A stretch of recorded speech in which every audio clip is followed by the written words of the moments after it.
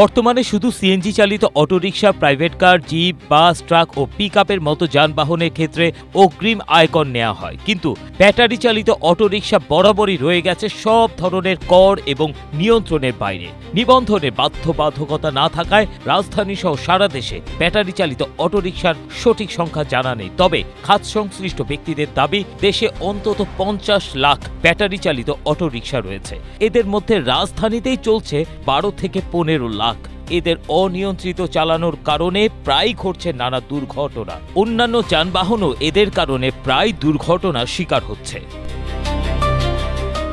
এবার ব্যাটারি চালিত অটোরিকশাকেও করের আওতায় আনার পরিকল্পনা করছে সরকার। সিটি কর্পোরেশন এলাকায় চলাচলকারী অটোরিকশার ক্ষেত্রে বছরে 5,000 টাকা, পৌরসভা এলাকায় 2,000 টাকা এবং ইউনিয়ন পর্যায়ে 1,000 টাকা কর নির্ধারণের প্রস্তাব রয়েছে।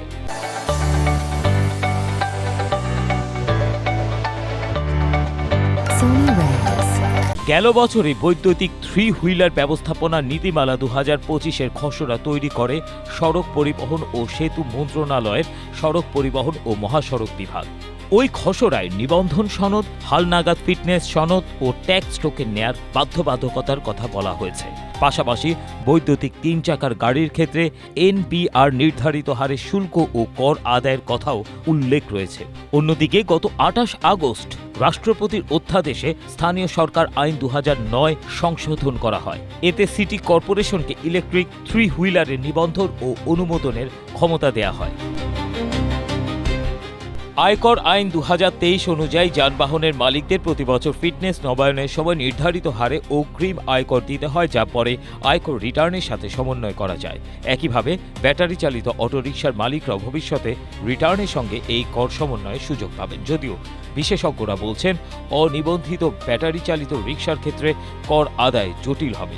এসব তথ্য জানিয়ে প্রতিবেদন প্রকাশ করেছে দৈনিক কালের কণ্ঠ। বিশেষজ্ঞরা বলেন, ব্যাটারি চালিত রিকশায় অগ্রিম আয়কর আরোপের ক্ষেত্রে সরকারকে আরও কৌশলী হওয়া উচিত, কেননা এরই মধ্যে রাজধানীর সড়কে ধারণ ক্ষমতার অতিরিক্ত এসব স্বল্পগতির বাহন চলাচল করছে। এগুলোর কারণে অনাকাঙ্ক্ষিত যানজট ও দুর্ঘটনা ঘটছে, যার আর্থিক ক্ষতি হয়তো অগ্রিম আয়কর আরোপে সরকার যে রাজস্ব আদায় করবে তার চেয়ে বহুগুণ বেশি হবে। এই অবস্থায় অগ্রিম আয়কর আরোপের আগে অটোরিকশার সংখ্যা ও সড়কের সঙ্গে মানানসই বাহন নির্ধারণ করাটা জরুরি। ABM Asaduzzaman, Asia post.